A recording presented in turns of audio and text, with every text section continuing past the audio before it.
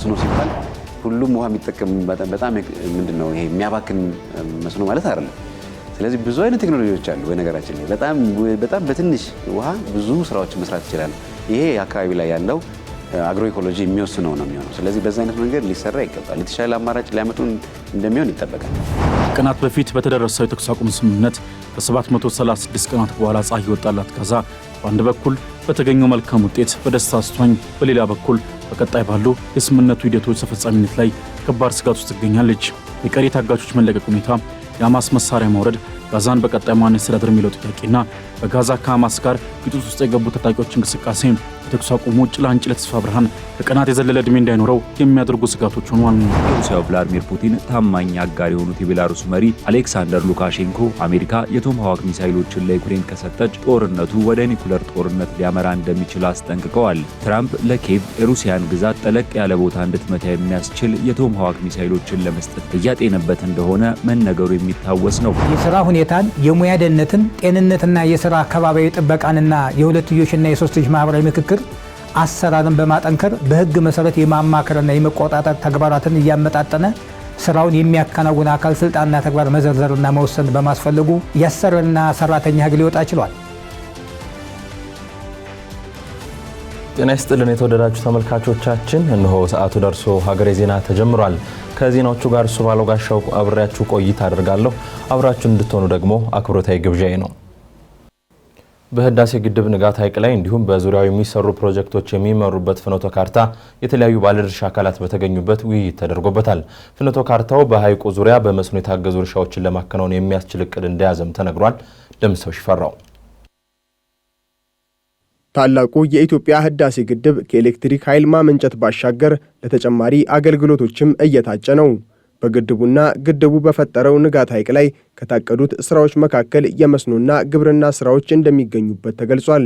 ሐይቁ ያረፈበት አካባቢ በተለይም በፍራፍሬ ምርት ከፍተኛ አቅም ያለው እንደመሆኑ መጠን የሐይቁን ውሃ በመጠቀም የመስኖ እርሻ ስራ የማከናወን እቅድ እንዳለ በውሃና ኢነርጂ ሚኒስቴር የተቀናጀ የውሃ ሀብት አስተዳደር ስራ አስፈጻሚው አቶ ደበበ ደፈርሶ ለጣቢያችን ተናግረዋል።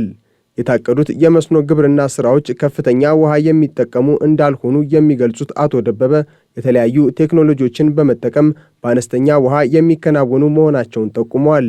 አሁን መስኖ ሲባል ሁሉም ውሃ የሚጠቀም በጣም ምንድነው ይሄ የሚያባክን መስኖ ማለት አይደለም። ስለዚህ ብዙ አይነት ቴክኖሎጂዎች አሉ። በነገራችን ላይ በጣም በትንሽ ውሃ ብዙ ስራዎችን መስራት ይችላሉ። ይሄ አካባቢ ላይ ያለው አግሮ ኢኮሎጂ የሚወስነው ነው የሚሆነው። ስለዚህ በዛ አይነት መንገድ ሊሰራ ይገባል። የተሻለ አማራጭ ሊያመጡ እንደሚሆን ይጠበቃል። በጣም ትላልቅ ፖቴንሻል እንዳላቸው የፍራፍሬ ፖቴንሻል እንዳለው በደንብ ሲነሳ ነው የነበረውና ከአካባቢው አየር ንብረት ጋር ተያይዞ ከውሃው ብቻ አይደለም በነገራችን ላይ ከዛ ጋርም ተያይዞ እነዚህ ፖቴንሻሎች አሉት ብለን እናስባለን። እንግዲህ አሁን የግብርናን መጠቀሙ ብቻ ለመጠቀሙ ብቻ ሳይሆን ሞስት ላይክሊ ከግብርና ጋር የተገናኘ ኢንቨስትመንት ሀገራችን በህዳሴ ግድብና በሱ ካችመንት ላይ እየሰራች ናት ያለችው። ስለዚህ ሀብቱ እንዲቆይ ሀብቱ በዘላቂነት እንዲመጣ ችግኞችን እየተከልን የአፈርና ውሃ ጥበቃ ስራዎችን እየሰራን ኢንቨስት እያደረግንበት ነው ያለነው። ስለዚህ መጠቀም ደግሞ ያስፈልጋል በተወሰነ መንገድ። ስለዚህ ይሄ እንግዲህ እንደ ሀገር የወሰድናቸውን ትልልቅ ኃላፊነቶች ቫዮሌት በማያደርግ መንገድ ግን ጠቃሚ ነው ብለን በሚያስችል አግባብ ማሳየት ከዛ በኋላ ማቀድ እና ደግሞ ወደ ስራ ማስገባት ይጠበቃል ብለን እናስባለን። የውሃና ኢነርጂ ሚኒስትሩ ሀብታሙ ኢተፋም የግድቡ ዋነኛ ዓላማ የኤሌክትሪክ ኃይል ማመንጨት ነው ያሉ ቢሆንም አካባቢው ከፍተኛ የግብርና አቅም ያለው ከመሆኑ አንጻር አነስተኛ በሆነ መልኩ የሚሰሩ የግብርና ስራዎችን መስራት በግድቡ የውሃ ይዞታ ላይ እንዲሁም በተፋሰሱ አገራት ላይ የሚያመጣው ምንም አይነት ተጽዕኖ እንደማይኖር ያስረዳሉ። አይቴ እንደሆነ ልጁ ሲያቀርብ ግድም ኮንሰልታንቱ ፍራፍሬ ነው በአቅራቢያ የሚሰሩ ስራዎች ማለት ነው። ፖቴንሻሉ በጣም አለ። ህዳሴ ግድም ግን ትልቁ ዓላማ ለመስኖ አይደለም። ትልቁ ዓላማ ለኃይል ማመንጫ ነው። እያወራን ያለነው ውሃችን እንዴት አድርገን ለሌላ ስራዎች እንደምንጠቀምባቸው ማለት ነው። እዛ አካባቢ ችግኝ ማፍላት፣ ሌላ ስራዎችን መስራት ብዙ ውሃ የሚጎዳ ነገር አይደለም። መስኖ ቃል ውስጥ ስለሚገባ በዛ ደረጃ መውሰድ ጥሩ ይሆናል ማለት ነው። ጎረቤት ሀገሮቻችን ጋር በረከቱ ለነሱም ጭምር ይሆናል። በአጭሩ ባነሳል ከሱዳን ላይ ያለው ርቀት ከ50 ኪሎ ሜትር በታች ነው። እዛ አካባቢ ያለው ማለት ነው። ከታች ሪዞሬ የሚባል ግድብ አለ። የሱዳን ወገኖቻችን ግድብ ሪዞሬ ላይ ያለው ሐይቅ ከህዳሴ ጋር ያለው ሐይቅ በጣም በቅርበት ማገናኘት ይቻላል ማለት ነው። ስለዚህ ቱሪስት ከካርቱም ተነስቶ ወደ ሪዞሬ መጥቶ ህዳሴን አይቶ ኮሪደሩን በሙሉ ማገናኘት በጣም ስለሚቻል አይ ቲንክ በጣም ተጠቃሚ ይሆናሉ በዚህ ጉዳይ። ስለዚህ ምንም የሚያጋጭ ነገር የለውም። የጋራ ተጠቃሚነት አለው ማለት ነው። ታላቁ የኢትዮጵያ ህዳሴ ግድብ ግንባታው ከተጀመረበት ጊዜ አንስቶ አሁንም ድረስ በተለይም ከግብጽ በኩል ከፍተኛ ተቃውሞ እንደሚቀርብበት ይታወቃል። የተቃውሞ ዋነኛው ማጠንጠኛ ደግሞ በግድቡ ምክንያት የታችኛው ተፋሰስ አገራት የሚያገኙት ውሃ እንዲቀንስ ያደርገዋል የሚል ነው። እንደ ግብርና ያሉ ስራዎች መጨመራቸው ደግሞ ከሀገራቱ ጋር ያለውን አለመግባባት ከፍ ሊያደርገው ይችላል የሚሉ አስተያየቶች ቢሰነዘሩም በመንግስት በኩል ያለው አቋም ግን ለመስራት የታቀዱት የግብርናና መሰል ስራዎች ኢትዮጵያ ከሌሎች አገራት ጋር ያላትን የውሃ አጠቃቀም ስምምነት ባከበረ መልኩ የሚከናወኑ ናቸው የሚል ነው። ከዲፕሎማሲ አኳያም ቀጣይነት ያላቸው ንግግሮች እንደሚኖሩ በመግለጽ በዛም በኩል የሚሰሩ ጠንካራ ስራዎች ይኖራሉ ተብሏል። ዲፕሎማሲ ስራ ኦልሬዲ የሚቀጥል ነው የሚሆነው ብዬ አስባለሁ። ምናልባት እኔ አሁን ሀሳብ ከምሰጥበት ዘርፍ ጋር በቀጥታ ባይገናኝም ግን ያ የሚቀጥል ይሆናል። ትልቁ ነገር ግን እኛ የምንሰራው ልማት ሀገራችን ከገርድ ጋር ከዛ ጋር የተያዙ ኮሚትመንቶችን ሞር በተሻለ መንገድ በሚያሟላ መጠቀም ስለሚቻልም ጭምር አሁን እኮ በአንድ ግድብ ላይ ብቻ አይደለም የሚቀርም በጣም ብዙ ግድቦች ሊሰሩ እንደሚችሉ አቅሙም ኢቭን መረጃውም ጭምር ስላለ ማለት ነው። ይሄ ማለት አቅም አለ፣ የተሻለ ነገር አለ ማለት ነው። ስለዚህ እነዚህን በማድረግ ዋናው ነገር ግን ምንሰራው የውሃ አጠቃቀም ቫዮሌት የሚያደርግ ሌላ ስራ ውስጥ ሳይገባ ግን ደግሞ የተሻለ አቅም እንዳለን ደግሞ ማሳየት የሚችል ማሳየት ብቻም አይደለም ኦፕሽኖቹን እያስቀመጥን በዚህ አይነት አጠቃቀም ብንወስድ ይሄን ያህል ውሃ እናገኛለን፣ ይሄን ያህል መሬት አለን፣ በዚህ ደግሞ ብንጠቀም ይሄን እናደርጋለን።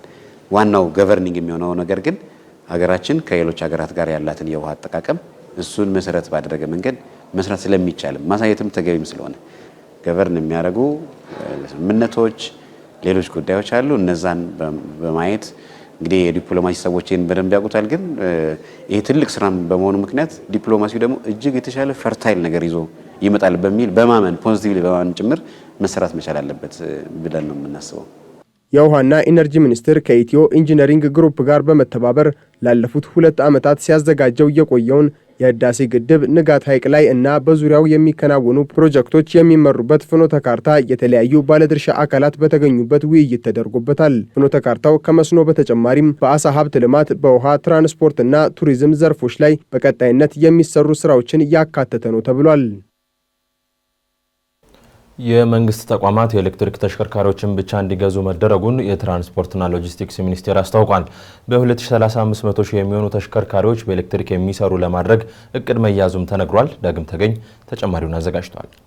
የአፍሪካ ኢሞቢሊቲ ጉባኤ አዲስ አበባ በተባበሩት መንግስታት የአፍሪካ ኢኮኖሚክ ኮሚሽን አዳራሽ ተጀምሯል። ጉባኤው አፍሪካውያን ታዳሽ ኢነርጂን በመጠቀም የኤሌክትሪክ ተሽከርካሪዎችን በሚያስፋፉበት ተደራሽ አካታችና ከብክለት የጸዳ አረንጓዴ ትራንስፖርትን ለመገንባት በሚያስችሉ ጉዳዮች ዙሪያ ውይይት የሚደረግበት መሆኑም ተነግሯል። ኢትዮጵያ የኤሌክትሪክ መኪኖችን መስፋፋት ለመደገፍ በመንግስት በኩል የሚደረጉ ግዢዎች ሙሉ በሙሉ ወደ ኤሌክትሪክ መኪኖች እንዲዞር መደረጉን የገለጹት የትራንስፖርትና ሎጂስቲክስ ሚኒስቴር ዴኤታው በሮ ሐሰን በግለሰብ ደረጃ የሚገቡ ተሽከርካሪዎች ወደ ሀገር ውስጥ ሲገቡ የተለያዩ የታክስ ማሻሻያዎች እንደተደረገላቸው ተናግረዋል። የመንግስት ግዢ ሙሉ በሙሉ ወደ ኤሌክትሪክ ተቀይሯል። ግዢ በመንግስት ግዢ ኤጀንሲ የሚፈጸመው የመንግስት ተሽከርካሪ ግዢ ሙሉ በሙሉ ወደ ኤሌክትሪክ ተሽከርካሪዎች ተቀይሯል። ይሄ ትልቅ ዲፓርቸር ነው ወይም ደግሞ ትልቅ ውሳኔ ነው ማለት ነው። ምክንያቱም አንደኛው ትልቅ ግዢ የሚባለው መንግስትና መንግስት ተቋማት ናቸው። እነዚህ ሙሉ በሙሉ ወደ ኤሌክትሪክ ተሽከርካሪዎች መዞራቸው የግል ዘርፍን ያበረታታል። የአውቶሞቲቭ ላንድስኬፑ ሙሉ በሙሉ ወደ ኤሌክትሪክ እንዲሸጋገር በር ከፋች ነው ማለት ነው። ሁለተኛ ደግሞ ከቤት አውቶሞቢል ጀምሮ እስከ 15 ኩንታል ድረስ ያለው 1.5 ቶን ድረስ ያለው ተሽከርካሪ አሁን ተግዶ ይገኛል ማለት ነው።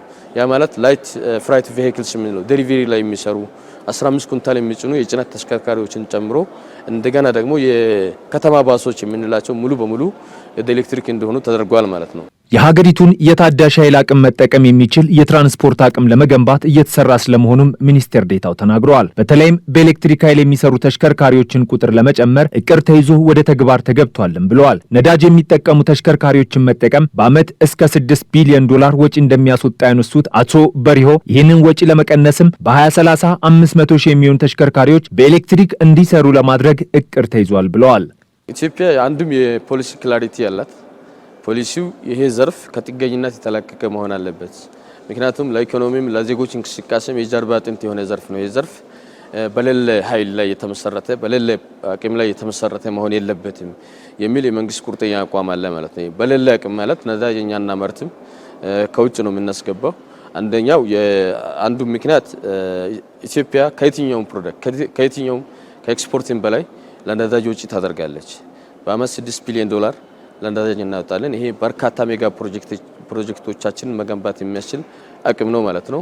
ሁለተኛ ነዳጅ በመሳደርም በመጠቀም ሂደት ውስጥ ከፍተኛ ማነቆች አሉ። ለብላክ ማርኬት የተጋለጠ ፕሮዳክት ነው። ሁለተኛ ደግሞ ነዳጅ መጠቀማችን በራሱ ካለን የግሪን ሌጋሲ ጋር የሚቀራን ኔጌቲቭ ተጽዕኖ አለው ማለት ነው። ወይም ደግሞ አሉታዊ ተጽዕኖ አለው ማለት ነው። ለአብነትም ከፍተኛ የሆነ ወቅታዊ የሆነ በየጊዜው የማያቋርጥ ወጪ ውስጥ ያስገባናል። ነዳጅ መኪናዎች ሁሌ ለጥገና ወጪ ይጋለጣሉ ማለት ነው። እንደገና ደግሞ በ10 ዓመት እቅዳችን ውስጥ 500 ሺህ እና ከዛ በላይ ኤሌክትሪክ ተሽከርካሪዎች የማድረግ እቅድ ይዘን እየሰራን እንገኛለን። ከውጭ የሚገቡት ደግሞ 99% ኤሌክትሪክ እንደሆኑ ነው እየሰራን ያለ ነው ማለት ነው።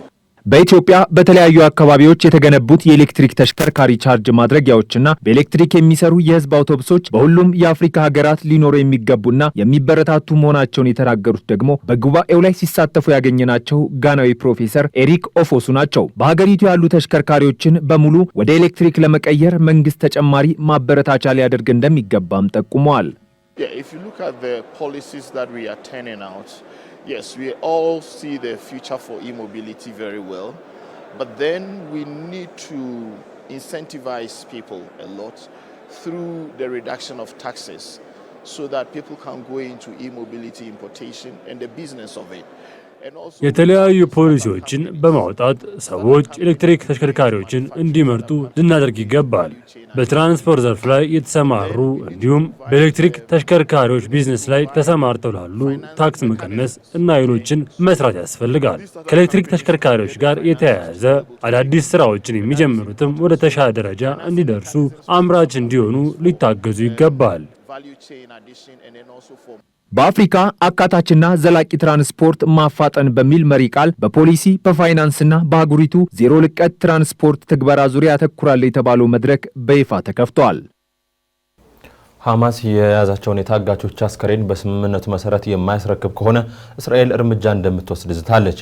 እስራኤልና ሐማስ በተኩስ አቁም ድርድር ስምምነት ላይ ቢደርሱም አሁንም ለስምምነቱ ቀጣይ ምዕራፎች ተፈጻሚነት በርካታ ስጋቶች እየተነሱ ነው። ሙሴ ከበደ ዝርዝሩን አዘጋጅቷል።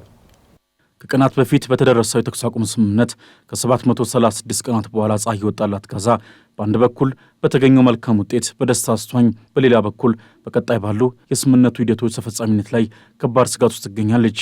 የቀሪ ታጋቾች መለቀቅ ሁኔታ፣ የሐማስ መሳሪያ ማውረድ፣ ጋዛን በቀጣይ ማን ያስተዳድር የሚለው ጥያቄና በጋዛ ከሐማስ ጋር ግጭት ውስጥ የገቡ ታጣቂዎች እንቅስቃሴ የተኩስ አቁሙ ጭላንጭል ተስፋ ብርሃን ከቀናት የዘለለ ዕድሜ እንዳይኖረው የሚያደርጉ ስጋቶች ሆነዋል። ምንም እንኳን በሁለቱም በኩል አጥጋቢ ነው ባይባልም በአሜሪካው ፕሬዚዳንት ዶናልድ ትራምፕ አደራዳሪነት ወደ ተኩስ አቁም ስምምነት የገቡት እስራኤልና ሐማስ በስምምነቱ ላይ የገቧቸውን ውሎች ለመፈጸም የሚያደርጉትን ጥረቶች ግን ቀጥለዋል። የዓለም አቀፍና የሀገር ውስጥ ጫና በርቶባት ወደ ተኩስ አቁም የተመለሰችው እስራኤልም ሆነች ለ2 ዓመታት በዘለቀው ጦርነት በርካታ አባላቱ በእስራኤል ጥቃት የተገደሉበት ሐማስ በመደራደሪያነት ሲይዟቸው የነበሩ ታጋቾችንና እስረኞችን እየተለዋወጡ ይገኛሉ። በሐማስ እጅ ከነበሩ በሕይወት የሌሉ ታጋቾች መካከል ተጨማሪ 4 አስክሬኖችን ለእስራኤል አሳልፎ ሰጥቷል። የቀሪ ታጋቾች አስክሬን ያረፈበትን ትክክለኛ ስፍራ ማወቅ እንዳልቻለ እየገለጸ ያለው ሐማስ በስምምነቱ መሰረት ሁሉንም 28 ሕይወታቸው ያለፈ ታጋቾችን አስክሬን የመመለስ ኃላፊነቱን እንዲወጣ እስራኤል አጥብቃ እየጠየቀች ትገኛለች። የእስራኤል መከላከያ እንዳስታወቀው ሐማስ የገባውን ስምምነት መወጣት ይጠበቅበታል። የያዛቸውን ሁሉንም ታጋቾች ለቤተሰቦቻቸው ለመመለስና ተገቢውን የቀብር ስነ ስርዓት ለማድረግ አስፈላጊውን ጥረት ሁሉ እንዲያደርግ እናሳስባለን ሲል አስጠንቅቋል። የእስራኤል መከላከያ ሚኒስትርም የትኛው መዘግየት አሊያም ሆን ተብሎ የሚፈጸም ችለተኝነት በጥቅሉ ስምምነቱን መጣስ ተደርጎ የሚቆጠር መሆኑና እስራኤልም አስፈላጊውን ምላሽ እንደምትሰጥ ማስታወቃቸውን ቢቢሲ ዘግቧል። ሐማስ በገባው ቃል መሰረት ታጋቾችን የማይመልስ ከሆነ ግን የተኩስ አቁም ስምምነቱ እንደሚፈርስ እስራኤል ያስጠነቀቀች መሆኑን ተከትሎ ላለፉት 2 ዓመታት እጅግ አስከፊ ሰብአዊ ቀውስና ውድመት ሲያስተናግዱ የነበሩት ፍልስጤማውያን ፍርሃት ውስጥ ይገኛሉ የተባለ ነው። ብዙ ፍልስጤማውያን ለቢቢሲ እንደተናገሩት ሐማስ የእስራኤል ታጋቾችን አስክሬን ለመመለስ መዘግየቱ ከቀጠለው ሁከት ጋር የተኩስ አቁሙን አደጋ ላይ ሊጥልና ሁለተኛውን የድርድር መጀመሪያ ሊያስተጓጉል ይችላል እየተባለም ነው። ሐማስ ከ28 ታጋቾች መካከል 4ቱን ብቻ ከመለሰ በኋላ እስራኤል የራፋ ድንበር ማቋረጫን እስከ ረቡዕ ዝግ ይሆናል ማለቷም ሌላው የስምምነቱ ጥቁር ነጥብ መሆኑን ዘገባዎች አመልክተዋል።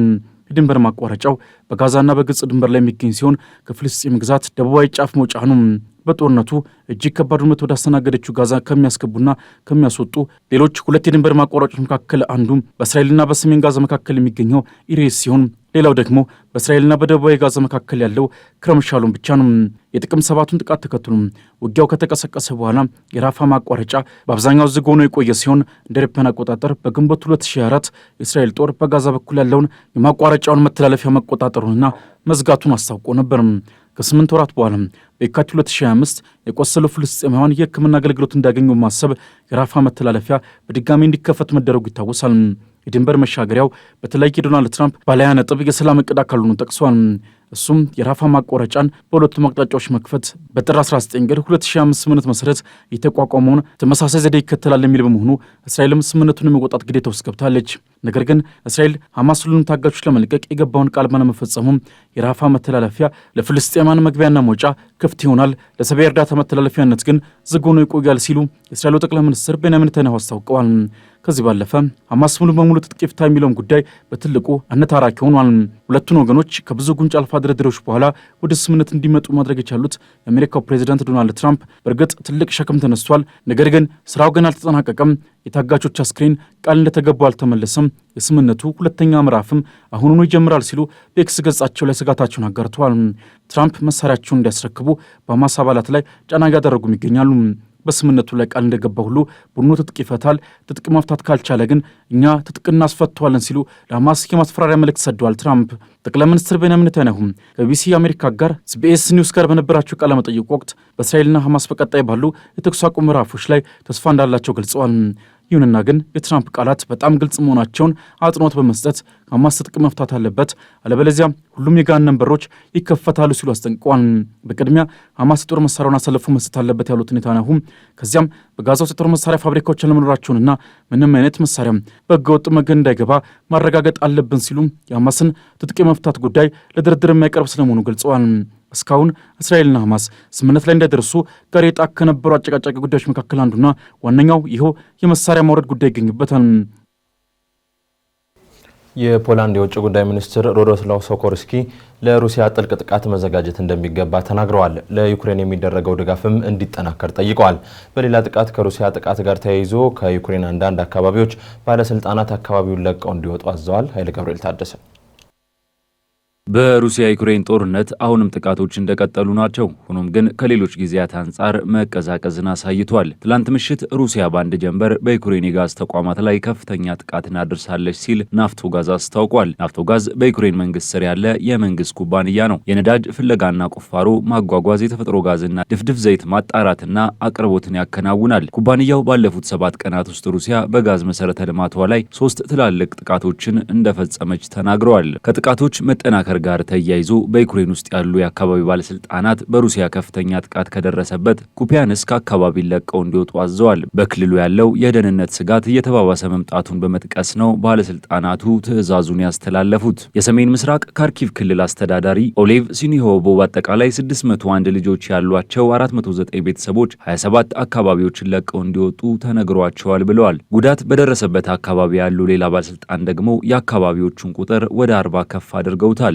ከ3 ዓመታት ተኩል በላይ በዘለቀው ጦርነት የሩሲያ ኃይሎች ወደ ምዕራብ ማዕከላዊና ምስራቃዊ ዩክሬን ጥቃታቸውን እያጠናከሩ ነው። እንደ ቁልፍ ኢላማ በምትታሰበው የኩፒያንስክ ከተማ ላይም ጥቃት በመሰንዘር እየተቃረቡ ይገኛል ነው የተባለው። ከተማዋ ጦርነቱ በተጀመረ የመጀመሪያዎቹ ሳምንታት ውስጥ በሩሲያ ኃይሎች ተይዛ የነበረ ቢሆንም የኪየቭ ኃይሎች መልሰው ተቆጣጥረዋታል። ፕሬዚዳንት ቮሎዲሚር ዜሌንስኪም ባለፈው ሳምንት የዩክሬን ኃይሎች ኩፒያንስክን ጨምሮ ቁልፍ ግንባር አካባቢዎችን እየጠበቁ መሆናቸውን ተናግረው ነበር። የሩሲያ ሰው አልባ አውሮፕላኖች በአየር ክልሏ መታየታቸውን አስመልክታ ቅሬታ ስታሰማ የሰነበተችው ፖላንድ ደግሞ ሩሲያ ጥቃት ልታደርስብኝ ትችላለች የሚል ስጋቱ አይሏል።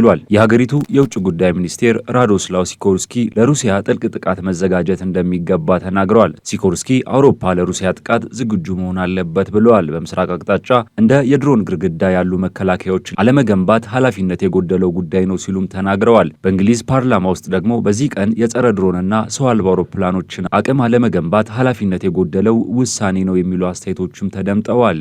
ሲኮርስኪ ይህንን ያሉት በለንደን በዩክሬን የወደቀውን የኢራን ሻሂድ 136 ሰው አልባ አውሮፕላንን ይፋ ለማድረግ በተዘጋጀው መርሃ ግብር ላይ በተገኙበት ወቅት ነው። ሲኮርስኪ የአውሮፓ ሀገራት ለዩክሬን የሚያደርጉትን ድጋፍ እንዲያስቀጥሉ አሳስበዋል። የአሜሪካው ፕሬዝዳንት ዶናልድ ትራምፕ በሩሲያ መሰረተ ልማት ላይ የሚሰነዘረውን ጥቃት ለማጠናከር የረዥም ርቀት ቶማሃዋክ ሚሳይሎችን ለሀገሪቱ ያዘጋጃሉ የሚል እምነት እንዳላቸውም ተናግረዋል። የሩሲያው ፕሬዝዳንት ቭላዲሚር ፑቲን ቀደም ሲል ሀገራቸው የኔቶ አባል ሀገራትን ኢላማ አድርጋለች የሚለውን ወቀሳ የማይረባ በማለት ውድቅ አድርገውታል። ሁሉም ግን ሀገራቱ ስጋታቸው እንደቀጠለ ነው። ከዚሁ ጋር በተያያዘ በቅርብ ወራት ውስጥ የጦር መሳሪያዎችን ድጋፍ በከፍተኛ ደረጃ እየቀነሰ በመምጣቱ የኔቶ መከላከያ ሚኒስቴሮች ለዩክሬን ተጨማሪ ወታደራዊ ድጋፍ ለማድረግ በሚችሉበት ሁኔታ ላይ ለመነጋገር ይገናኛሉ። ሚኒስትሮቹ በአውሮፕላኖቻቸውና በሌሎች መሳሪያዎች አጠቃቀም ላይ ገደቦችን እንዲያነሱ የኔቶ አዛዥ ባቀረቡት ጥሪ ከሩሲያ ቤላሩስና ዩክሬን ጋር ያለውን የህብረቱን ምስራቃዊ ድንበር የበለጠ ውጤታማ በሆነ መንገድ ለመከላከል ይነጋገራሉም ተብሎ ይጠበቃል። በሌላ በኩል የሩሲያው ቭላዲሚር ፑቲን ታማኝ አጋር የሆኑት የቤላሩስ መሪ አሌክሳንደር ሉካሼንኮ አሜሪካ የቶማሃዋክ ሚሳይሎችን ለዩክሬን ከሰጠች ጦርነቱ ወደ ኒኩለር ጦርነት ሊያመራ እንደሚችል አስጠንቅቀዋል። ትራምፕ ለኬቭ የሩሲያን ግዛት ጠለቅ ያለ ቦታ እንድትመታ የሚያስችል የቶማሃዋክ ሚሳይሎችን ለመስጠት እያጤነበት እንደሆነ መነገሩ የሚታወስ ነው። የክሬምሊን ቃል አቀባይ ዲሚትሪ ፔስኮቭ ደግሞ ትራምፕ ለዩክሬን የቶማሃዋክ ሚሳይሎችን ለማቅረብ ማቀዳቸውን መግለጻቸውን ሞስኮ ጦርነቱን ወደ አደገኛ ደረጃ እንደተሸጋገረ እንደምትቆጥረው ግልጽ አድርገዋል። ክሬምሊን የአሜሪካው ፕሬዝዳንት ዶናልድ ትራምፕ በጋዛ የተኩስ አቁም ስምምነት ከደረሱ በኋላ በዩክሬን ያለውን ጦርነት ለማስቆም የሰላም ስምምነት ላይ እንዲያተኩሩ ፍላጎት እንዳላቸው አስታውቋል። በእስራኤልና በሐማስ መካከል ስምምነት ካደረጉ በኋላ በእስራኤል ምክር ቤት ንግግር ያደረጉት ትራምፕ ከኢራን ጋር በኒኩለር መርሃ ግብሯ ላይ ስምምነት ላይ ለመድረስ እንደሚፈልጉ ገልጸዋል። ሆኖም ግን በመጀመሪያ በዩክሬን ያለውን ጦርነት ለማስቆም ጥረት እንደሚያደርጉ ተናግረዋል። ትራምፕ ከዚህ ቀደም ከሩሲያው ፕሬዝዳንት ቭላዲሚር ፑቲን ጋር የተነጋገሩትን ልዩ መልእክተኛ ስቲቭ ዊትኮፍን መጀመሪያ የሩሲያ ጉዳይ ማጠናቀቅ አለብን፣ ያንን ማድረግ አለብን፣ ካላስቸገርኩ ስቲቭ መጀመሪያ ሩሲያ ላይ እናተኩር ሲሉ ትዕዛዝ አዘል ቃል ተናግረዋል።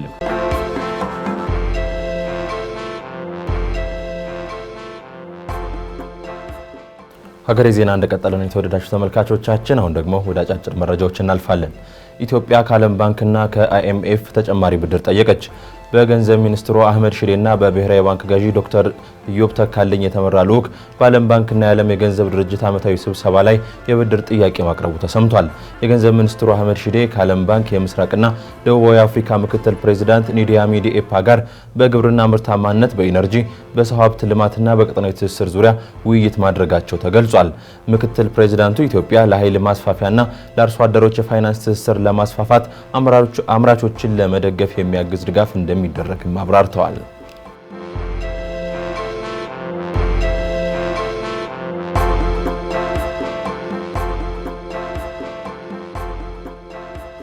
በእንስሳት መኖ ላይ የተጣለው የተጨማሪ እሴት ታክስ እንዲነሳ ተጠይቆ ውጤት እየተጠበቀ መሆኑን ግብርና ሚኒስቴር አስታውቋል። በዶሮ ሀብት ልማት ላይ የተሰማሩ ባለሀብቶች ከ70 እስከ 75 በመቶ የሚደርሰው ወጪያቸው ለመኖ የሚውል መሆኑን የገለጹት የሚኒስቴሩ የእንስሳትና ዓሳ ሀብት አማካሪው ዶክተር አለማየሁ መኮንን መኖን ከቀረጥ ነፃ ለማድረግ እየተሰራ መሆኑን ገልጸዋል።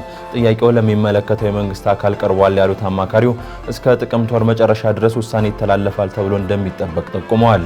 በመኖ ላይ የተጣለው ታክስ የመኖ አምራቾችንና በእንስሳት እርባታ ላይ የተሳተፉ ወገኖችን ፈተና ውስጥ ያስገባ መሆኑን አክለው የገለጹት አማካሪው መንግስት በዘርፉ የሚስተዋሉ ችግሮችን ለመቅረፍ ቁርጠኛ መሆኑን ገልጸዋል።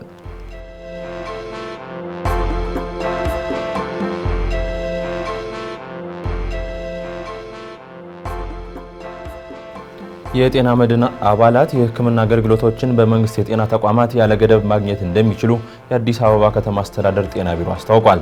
የቢሮው ኃላፊ ዶክተር ዮሐንስ ጫላ በሰጡት መግለጫ እንደገለጹት በ2017 በጀት ዓመት 2.5 ሚሊዮን ዜጎች በጤና መድን አገልግሎት ተጠቃሚ ሆነዋል። በ2018 የበጀት ዓመት 2.75 ሚሊዮን ዜጎችን ተጠቃሚ ለማድረግ ታቅዶ እየተሰራ መሆኑን ገልጸው በሁሉም ክፍለ ከተሞች በሚገኙ ጤና ጣቢያዎች የነባርና አዲስ አባላት ምዝገባ ከጥቅምት 1 እስከ ህዳር 30 ቀን 2018 ዓ.ም ድረስ እንደሚካሄድ አስታውቀዋል።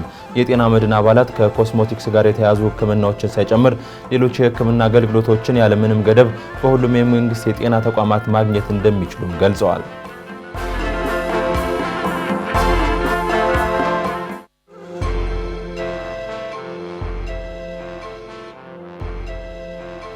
የማዳጋስካር ፕሬዝዳንት አንድሬ ራጆሊና ደህንነቱ ወደ ተጠበቀ ስፍራ መወሰዳቸውን ተከትሎ ወታደራዊ መኮንኖች ስልጣን መያዛቸውን አስታወቁ። ቤተ መንግስት ውስጥ ሆነው መግለጫ የሰጡት ኮሎኔል ማይክል እንዳሉት ከሆነ ወታደራዊ መኮንኖቹ መንግስት ያቋቁማሉ። በቀጣይ 2 ዓመታት ውስጥ ምርጫ እንደሚካሄድ የገለጹት ኮሎኔሉ የሀገሪቱን የምርጫ ኮሚሽን ከስራ አግደዋል። ለሳምንታት በቀጠለው የወጣቶች ተቃውሞ ወደ ስልጣን የመጡት ወታደራዊ መኮንኖቹ ንቅናቄውን የጀመሩት ወጣቶች ስለሆኑ ፍላጎታቸውን እናሟላለን ማለታቸውን አፍሪካ ኒውስ ዘግቧል። ፐርሶኔል አድሚኒስትሬሽን ሰርቪስ በሚል የሚጠራው ወታደራዊ ክንፍ የማዳጋስካር ጠንካራው ሰራዊት እንደነበር ተዘግቧል። የወታደራዊ ክንፍ መሪ ኮሎኔል ማይክል ስልጣኑን መረከባቸውን ማስታወቃቸውንም አፍሪካ ኒውስ ዘግቧል።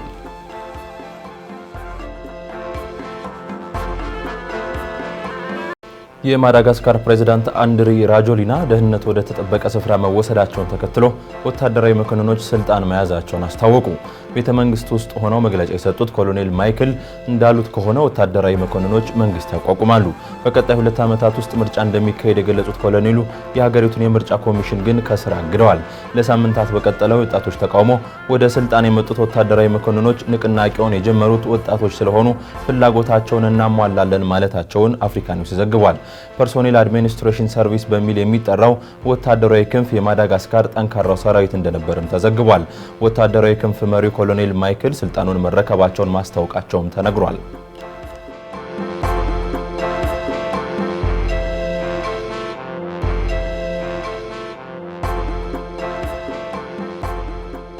በባንግላዴሽ የልብስ ማምረቻ ፋብሪካ ላይ በደረሰ የእሳት አደጋ የ16 ሰዎች ህይወት ማለፉ ተገለጸ።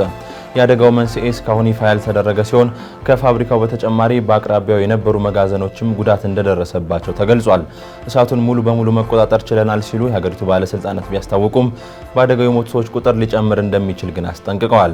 በአደጋው ጉዳት የደረሰባቸው ሰዎችን በመፈለግና በማጣራት ሂደት ላይ መሆናቸውንም የሀገሪቱ የእሳት አደጋ መከላከያ አስታውቋል። አደጋ የደረሰባቸው ፋብሪካዎችና መጋዘኖች የእሳት አደጋ መከላከያ ያልነበራቸውና ፍቃድ ያልወሰዱ ናቸው የተባለ ሲሆን ይህም ያደጋው መነሻ ሊሆን ይችላል ሲል የሀገሪቱ ፖሊስ አስታውቋል። የፋብሪካውም ሆነ የመጋዘኑ ባለቤቶችን በጥብቅ እየተፈለጉ መሆናቸውንም ቢቢሲ ዘግቧል።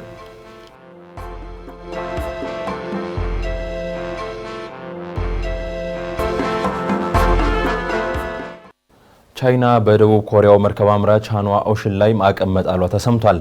ቻይና ማዕቀቡን የጣለችው ኩባንያው ከአሜሪካ ጋር ግንኙነት አለው በማለት እንደሆነም ተገልጿል። ማህሌት አማረ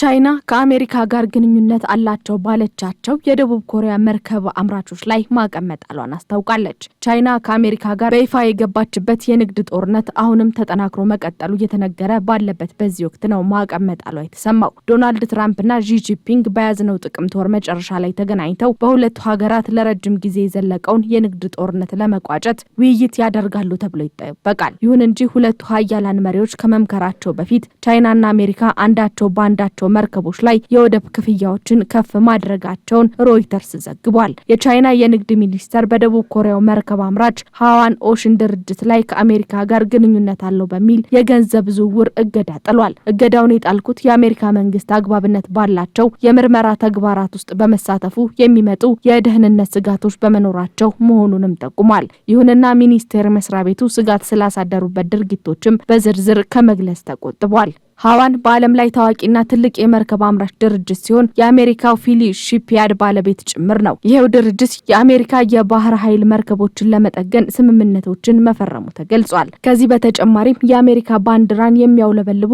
የተፈጥሮ ጋዝ ማመላለሻ መርከቦችም እንደሚሰራ ተጠቁሟል። የኮሪያ መዋለ ንዋይና ደህንነት ተንታኝ የሆኑት ካንግ ኪዋንግ ቴ ቻይና በሃዋን ላይ የጣለችው ማዕቀብ ድርጅቱ ከቻይና ጋር ምንም አይነት የንግድ ትስስር ስለሌለው ተጽዕኖ እንደማይኖረው ተናግረዋል። ነገር ግን በኮሪያ የሚገኙ እህት ድርጅቶችና የደቡብ ኮሪያ የመርከብ አምራች ኢንዱስትሪዎች የአክሲዮን ዋጋን መቀነስም ሊያጋጥማቸው ይችላል ብለዋል። ሃዋን ፊሊ የመርከብ አምራች በነሐሴ ወር የታዘዙ 10 መካከለኛ ታንከር ያላቸውን መርከቦች እየሰራ እንደሚገኝ የተገለጸ ሲሆን መርከቦቹን ለመስራት የሚጠቀማቸው ጥሬ ዕቃዎችም ከቻይና የሚገቡ ሳይሆኑ ከካናዳና ከሜክሲኮ እንዲሁም ከአሜሪካ በሚገኙ ምርቶች እንደሆነ የዲሽን ደህንነት ተንታኝ ዲሺሊ ተናግረዋል።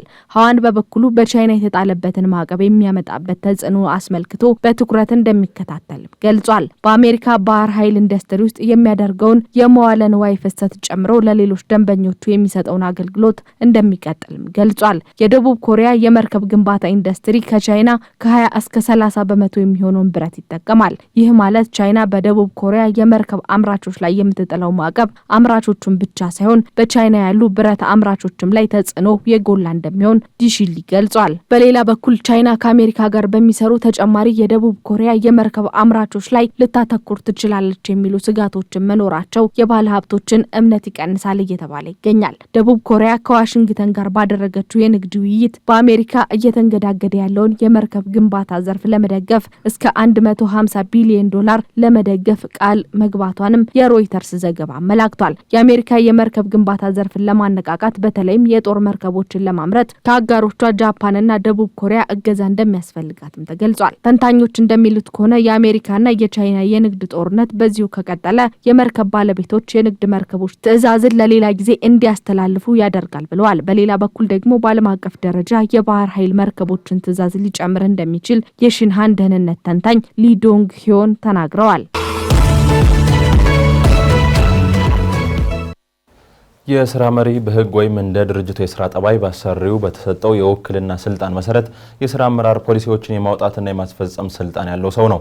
አንድ ሰራተኛ የስራ መሪ ነው ወይስ አይደለም የሚል ክርክር ሲነሳ ምን አይነት መስፈርቶችን ሊያሟላ ይገባል የሚለውም የዛሬው ከጠበቃው ጋር ጥንቅራችን ትኩረት ነው። ተከታትለን እንመለስ።